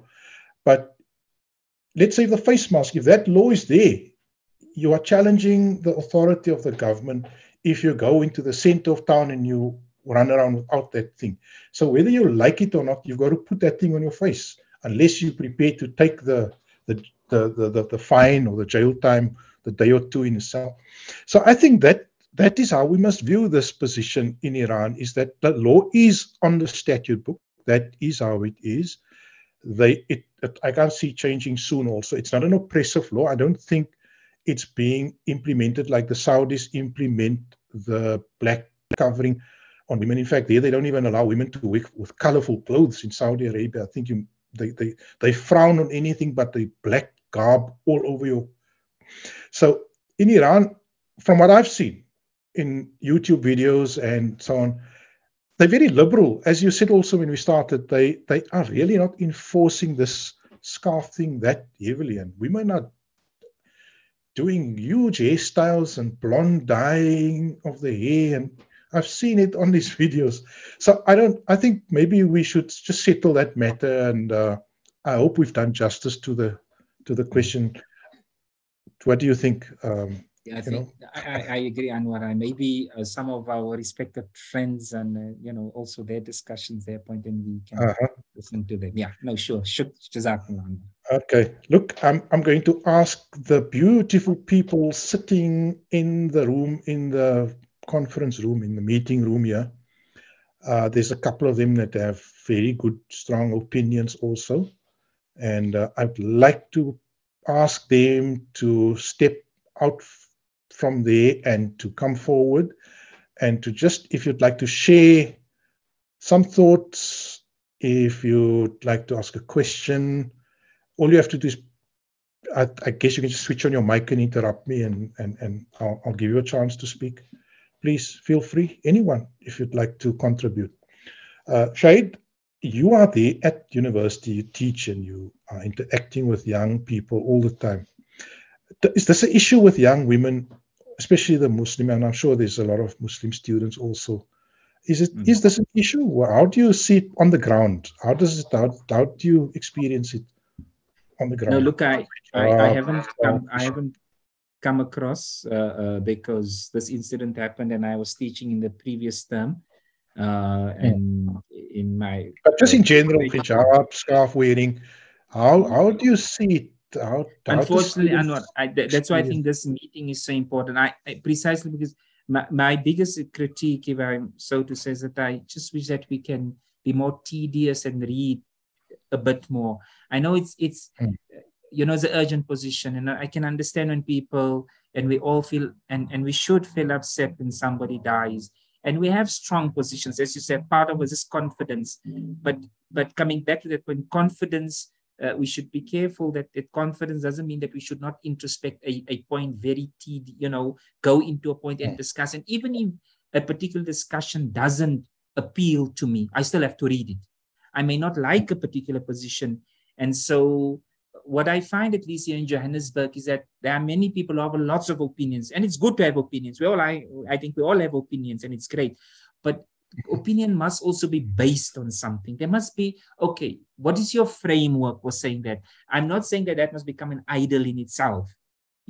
Of course, we must be passionate, we must be strong. When we see somebody dying and I speak anywhere in the world, but I think so coming to your question, so yes, these discussions are certainly taking place. So whatever position we take, but I'm a bit worried is that we're not prepared to interrogate the sources as we should. We decide, for example, compassion. We cannot impose our compassion on Allah, our understanding of compassion. Allah is Ghafoor Rahim, Allah is merciful, but Allah also in the Quran is Shadidul Iqab. He says that I'm swift and fierce in punishment. I may not like that, a person may not like that of the Quran, a particular person, but the reality is what Allah says. And I think that's the problem. And so with this conflict, with this time, because everything is also more available, so I think, okay, I align myself with the position, and I'm not prepared to listen to my opponent. I'm not prepared to sit down with my opponent and say that. And I say opponent, I don't mean an enemy. Opponent, the person has a different view, who opposes me in view, is with a different way of thinking. Tell me, how did you come to that position? In maths, you just don't have the answer. There are processes you have to go through, all those things. Similarly, in, just ideas. And I think that for me is a bit worrisome, but certainly people are discussing, and you find all this, either just in blind support of Iran or in total blind opposition to Iran. How do we get to the position where we can interrogate, where we can have a fruitful discussion, an uncomfortable one sometimes, but nevertheless a discussion based on knowledge. Yeah. Look, I'm gonna again invite the members in the room to just interject and to raise any questions. Okay, there's a question that came up, but before we look at it, I'm going to quickly give you a bit of a curveball here, Shaik, and ask you whether you think Iran has lost their way a bit since 1979, and where they've become too focused on the being religiously puritanical, and the socio-political economic emancipatory project has taken a backseat to the Shia doctrinal position. But mull over that, and I certainly I wanna accuse them a bit of having abandoned the robust focus on the socio-political economic emancipatory project, and allowing the clergy to dictate the agenda a bit too much. But let me just quickly look at the question. You can think about that. Within the Quran, I've got a question here from one of our members. Within the Quran, there is a recurring theme involved with its recommendations that things should be done according to what is reasonable. I really hear the utility of modest fashion considered when reasoning through this issue. Let me just read that again. Within the Quran, there is a recurring theme involved with its recommendations that things should be done according to what is reasonable, I rarely hear the utility of modest fashion considered when reasoning through this issue. Do you agree? Am I right in saying that what I see coming out here, the question, is that things should be done according to what is reasonable, and there is utility in modesty in fashion. Your thoughts? What do you make of the question? Wait, it continues. For example, a hijab could pose safety issues in a variety of scenarios, and it can be made absurd when the rest of the woman's clothing who is wearing the hijab is not modest. Okay, I think that becomes a bit clearer here. You know, if we just focus on the scarf, I've actually seen, especially the Bahraini girls, they actually have a massive scarf on their heads, but they don't actually, there's the rest of the body, there's no attempt to conceal the shape, maybe. It could be, that could be the question, or the question could be in their behavior. They are not modest, so they might wear the hijab or the scarf, but then their behavior would not reflect modesty. I hope I've done justice to the question there. Let me just see if there's another one. Another question. There is a need to return to the scriptural text of the Quran with regard to all issues rather than rely on the interpretations of cut and paste translations of the last 1400 years. Isn't this where the problem lies? I'll put those to you, Shaik. What are your thoughts? Let me come. I think firstly we have to go to the question of definition. Again, what do we mean with hijab? And maybe just if we can think through what do we mean with a utilitarian approach, you know, where something is good if it's got maximum pleasure, and also that we avoid it's got maximum pain. But who decides this? I think those questions have to be thought through, you know, the utilitarian philosophy. But even if we understand, even if we work with that particular philosophy, remember that all this utilitarian is with humanism, and the human being is the center of everything, starting from Descartes onwards. I think the world, therefore I am. I, as a human being, bring the world and nature and God into conversation, into being, for that matter. I think then, yes, let's engage with the Quran. Let's ask, what did the Quran mean? What do words like khimar, what did it mean at the time of the Prophet? What did these words mean? And I think perhaps that becomes something very important and perhaps even very necessary, you know, like what was the anthropologic, how did people live at that time? Because the Quran is a message, right? And it's true, as the question says, there's all these interpretations, but we all the time, even those of us who oppose a particular interpretation, it's also still my interpretation. So I think, therefore, it's important to say that the Quran has its voice. Let us hear what it says. And certainly the question of on modesty, for example, and that's why I refer to this question on the slave women and everything to say that the early Muslims grappled with these things, and we all the time need to grapple. They're not going to be easy answers, right? And just that we say that we define what these things mean linguistically. What does this term mean? You know, what is the aim? What was the maqasid? What was the aim of the Sharia to ensure that what we wear and cloth in that sense is important, people, in a particular way. Look, let me ask, why can we not walk with? Who says let's go to the most liberals of societies in the world, or liberalistic, the word Anwar used, in England. Why? Let me draw and ask this question.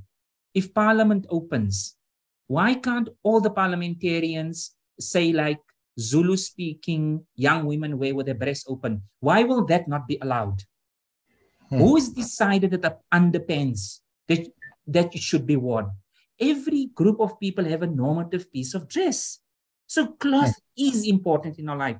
Why can't I walk down the street without any clothes? Why will I be arrested?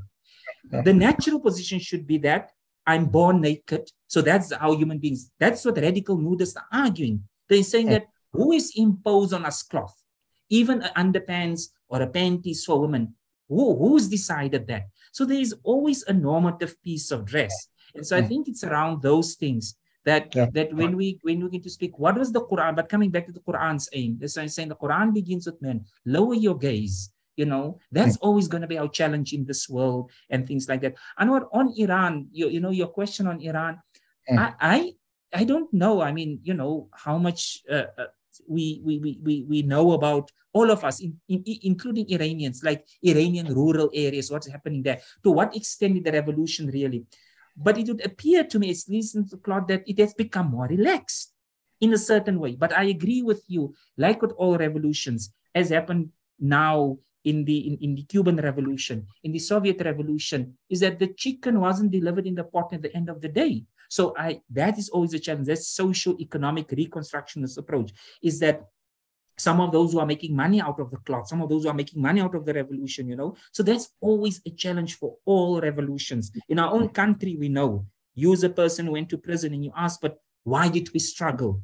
Where is, when with this best so-called most progressive constitution in the world, where so many people are hungry in our country and do not get what they ought. So yes, indeed, Iran has big challenges. There's corruption, like in any society that is there. There are those who are very rich. There are those in northern Tehran. I mean, I went to Beishte Zahra, right, the graveyard, right, of the revolution, and sometimes to be buried in that graveyard, you need $10,000. So think, subhanAllah, what about the working class people who can't buy bread? They will. So that revolutionary, where the youth who gave their lives and their blood, today you must have $10,000 to be buried in there. Those children, those people who can't even buy bread, are never going to be buried. So this revolutionary graveyard is now becoming an elitist, thing. And so those are the challenges, truly, for Iran that we need to think through, But we must also remember and never forget, of course, the sanctions. I mean, sanctions are killing people. And of course, we know that Iran and Cuba and Venezuela, but these people who are lackeys of the West, they have no problem in letting their own people die. They won't, for example, buy oil from Russia. So Iran has had all those challenges. Did Iran make a say? I agree with you. I think there are many things that are wrong. I think there's Persian nationalism. I think there's Iranian nationalism that the Iranians have got to speak to them about, and that is veered from the revolutionary project to reconstruct the economy in the society, everything. I think, I mean, one of the things I think Muslims often that we're not really thinking about the economy and producing a different economy, to ensure the equal distribution of wealth. So there are those things. But I mean, coming to the particular questions, on utilitarian, I think these are the questions we have to speak all about. There's no easy answer. I certainly don't have an answer, but these are things we have to speak about, as long as we keep what the Quran is telling us. Yeah. I think somehow, if you bring in the idea of the consensus or the consensus of the population or the people, and there's also, I think, in fiqh, there's the idea of the maslaha, of the generality of the society, of maslaha al-am, then I guess that brings in an element of utilitarianism. If a community feels that for them option A would work better than option B, then that, I guess, is what the questioner is alluding to. I think the one, if I can summarize your point, and this is, I guess, where I also agree, is that there's certainly room to maneuver within the framework of what the Quran prescribes. And we cannot disallow people from exercising the agency in terms of exercising that room for them to maneuver. And the biggest mistake, and on my channel, there's a lot of popularity for the idea of Quran alone under Islam, the Ahlul Quran, which I am not really comfortable with in a strict sense, because I believe there are much more than just the Quran. The Quran lays the foundation, but there's also human endeavors such as scholarship, such as authentic history that can be recovered using robust methods or methodologies.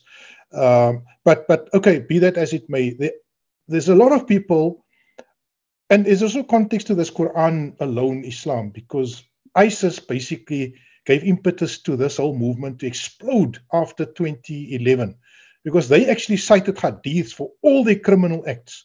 When they used to throw people off buildings, take slaves, kill people for apostasy, they actually caused the backlash against hadith because they are the Ahlul Hadith. And so I also almost want to say the Quran alone movement, where it exploded is after 2010. There was always an Ahlul Quran movement or trend, but I think it just grew by leaps and bounds. And now if you look at the internet now, I could easily count 10 or 20 well-supported websites. By well-supported, I mean not my own, but there would be sites where there's like 10, 15,000 people that follow these ideas.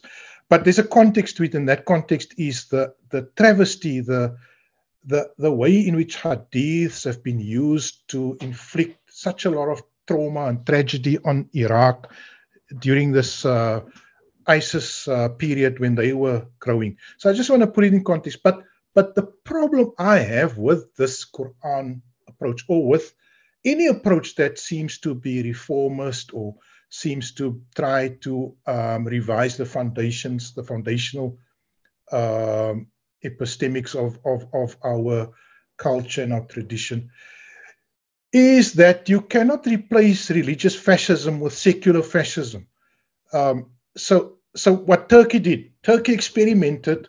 They hated so-called religious fascism in the 1920s with Kemal Ataturk, and then they embraced fully secular fascism, where they then banned any scarves, and so if you mustn't, I think those of our friends here in the chat also, I don't think, if you're longing to hear me saying that why don't we flip and ban the scarf because the Quran doesn't specifically call for it, and God would certainly have made it a very specific phraseology there and not left it ambiguous, because I think it can be ambiguous. Some say it's not even ambiguous because a khumur, the verse actually says cover their bosoms. So, okay, it requires a little bit of interpretation to bring it to the head.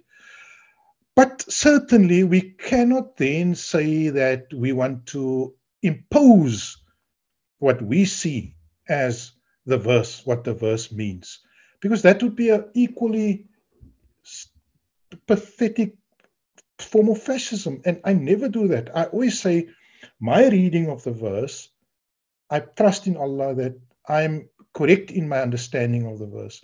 But the day I say that my reading of the verse is the orthodox reading of the verse, and I will ban any other reading or any other understanding of the verse, that is where we step into the domain of fascism, where we actually deny any other interpretation. So if Iran wants to interpret the verse as the headscarf, well and good. We are in this society, in my reality and in my context, I have a different reading of the verse. And I as you say, we have to account. We are not just a wild people who read things the way we want to read them, but we read them in the context of utility, society, what is in the best interest.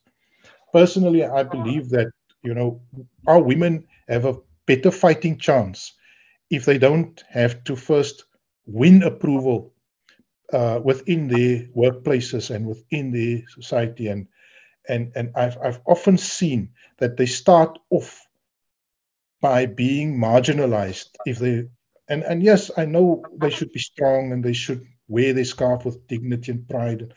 I just feel that the ambiguity in the verse allows for us to not take that unnecessarily as a impeding factor for our women. However, the point of non-compromise is on the modesty, and for men on the lowering of the gaze. I did hear a voice here. I don't know if somebody's trying to speak to me. Is there somebody trying to? Okay, I see quite a few big mouths here, and I want them to speak. Some of the guys. Salman, have you got your phone with you? What are your thoughts? I'm going to challenge you, and I'm going to challenge Shaista also. And Kamil, I'm going to give you a last chance. And let me just see. Ibrahim, Khanita, I see you there. Introduce yourself by all means. I see you already. You may speak in Arabic if you want to speak Arabic.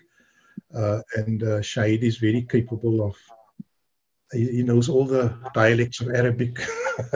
So if we've got an Arabic speaker, feel free to contribute. I think we're gonna sign off in another 5 or 10 minutes, Shahid. I know you're tired. You've had a hard week. So while we're waiting, shoot from the hip. What do you think?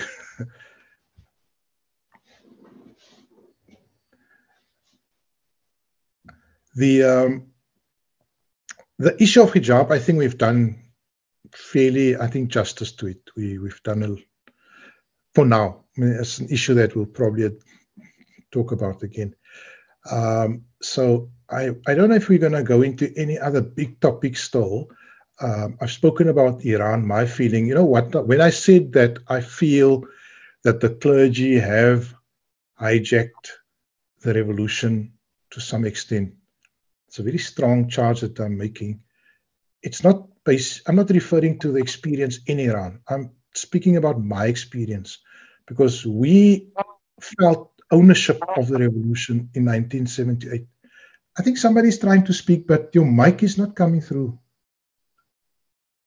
If you're trying to, just send me a message and I'll see if I can unmute. Okay, I hear some sort of sound trying to get through. Okay, so I'm not talking about my experience, Shaik, and I'm talking more about my local experience. But let's. No, I think you're right, and I think it's important to challenge the clergy. The clergy, the ulama, are human beings.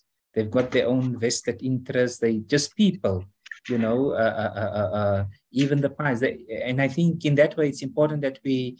There's this almost of abnormalizing. They are human beings. They have their own feelings, their own emotions. They've got their stuff, and that's a real challenge. That even after just the revolution, there were those who were not part of the revolution, and some people got sidelined. We know that people often appropriate things. So in any revolution that happens in South Africa, you'd know those who are not part of the struggle, but who knew how to weave themselves in and suddenly became revolutionaries. And I say this with deep because especially for those comrades and those people who were in the trenches, who went to prison, who were in exile, who did armed struggle. And then some of those people who just found themselves at the correct moment. People change also. There were those comrades who were socialists and when they got deals, they became, with capitalists, they were socialist capitalist bank balances. This happens in Iran. The clergy, the ulama are people, they don't think any different, and throughout the world. But it's a very serious thing, you're right. And that's why it's important for us to then say that, no, I can't just accept because you're an ayatollah. You must explain, it must be understood. I think it's important to have authority in our lives. I accept the authority of the ulama, but there are two, there are basic conditions that they must fear God, and fear God doesn't just mean how you pray and how you go for Hajj. It means that how you speak, our relationship with people, right? And then knowledge. So certainly, I think there is that thing in Iran. Somebody was telling me, that some of the scholars wanted very nice lives and everything. Don't care. So you always have that, and I think that is why it is for us as. And I don't like, but the so-called awam, we the common folk, to say to people, no, and we must be aware. We can't just accept Quran. In fact, somebody earlier used the theme in Quran. On Qiyamah, we're going to come and we say, Allah, adalluna sadatuna wa kubara'ana, adalluna. We can say, Allah, it's our, the sheikhs and the mullahs and our presidents and politicians led astray. Allah give it, and Allah says, I'm going to deal with them, but I'm going to deal with you because you had a brain to think, So we won't come off the hook, But I agree with you on that front, Anwar. It's important for us because sometimes clergy are the most Shariati spoke about them, as they're often the most reactionary people. Imam Khomeini, in his last will and testament, he writes his nasiha, his wasiya, his advice, all of that. In the ulama, he says, those are actions. He says, if all people in society can change, I think you are least likely to change, and you won't change. You speak about those who are called the ulama ul-bilad, who had it in any way. Those ulama stood with the state, and those ulama stood with the people. The ulama of the court, and those who have vested interests. So it's a very important point to think. I think it's, how we go through. Maybe next time what we can address is, because what I think if I put this out on YouTube, it's very interesting, since we've started this channel, the thoughts and the ideas that have gone out here, and initially it was just the class, the class that we had here on a Friday, that material that went out. But since it went out, the people, and you can see the statistics, YouTube actually gives you feedback, and I get that. There's actually an equal split between English-speaking countries. So like UK, US, but then also some from Malaysia, etc. It's been very difficult for me to actually, we gear ourselves intellectually and programmatically in terms of our local environment. And we always have an agenda locally, and that agenda is to do with socio-economic change, freeing people who are in desperate poverty from that level of, human suffering and hardship. But I think at the next meeting or next session, I would like us to discuss, what is there beyond the socio-economic struggle? Because if I'm a young person in America or in Malaysia, where they've largely overcome the economic poverty crisis, I'm sure there's still a lot of poverty in Malaysia, but I do believe that they've gone a long way to freeing society from that type of heavy, abject poverty. Also in Britain, if I'm a Muslim in Britain, I get the feeling that a lot of our brothers and sisters there are also looking for a program, for an agenda, for an approach to how they should live as a Muslim in a Western society. And many of them are lost to the Salafis because they just get lost into that type of crazy Islam. A lot of them get lost into Shia doctrinal issues, and they become just, you cry basically every time there's an imam's death anniversary and birth anniversary, and you cry on Arba'een, and you cry on. But there's no connection to the real world. Your deen, your Islam has become a part-time pursuit. It's a religious. You define that as religious activity. But of course, we know that Islam, the arena of Islam, is not the mosque.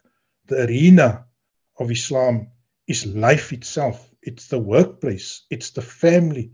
It's your interaction and engagement with people. It's society. That is the arena where you have to express your identity and live your Islam.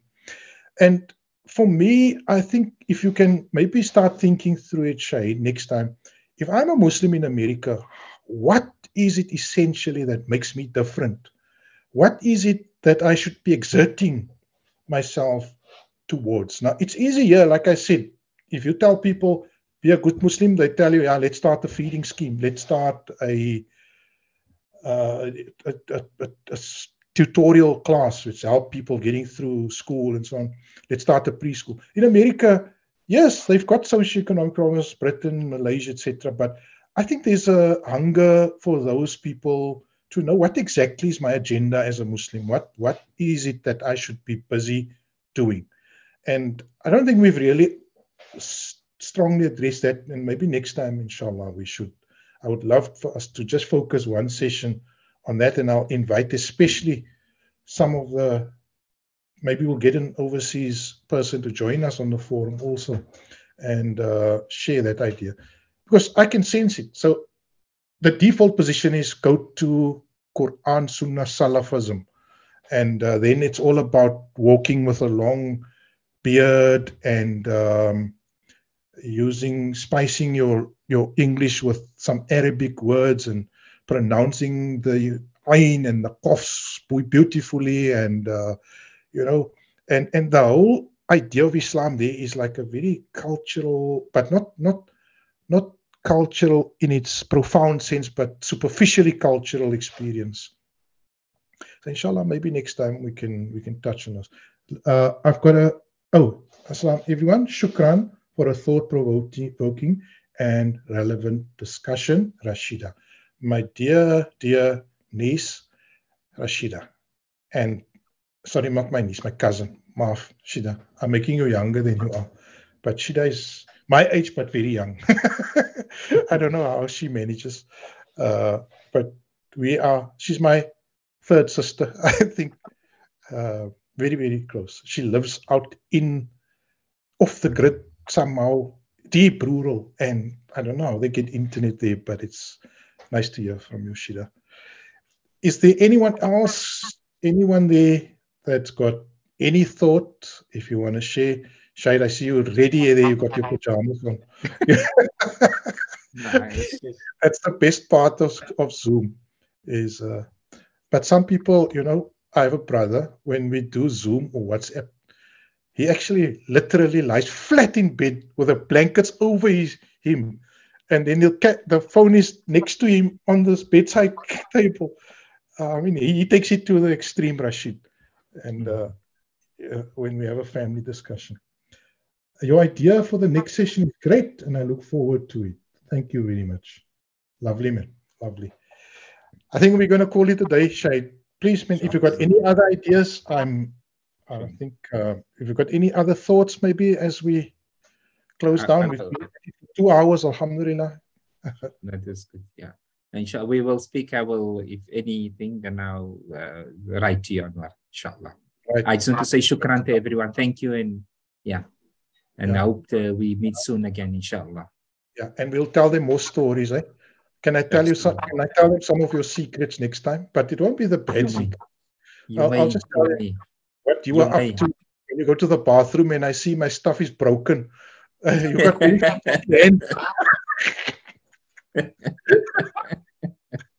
You may. And then you look like a child that just stole honey and I said, but what happened to the geezer's knob now? It was here. I can't even remember.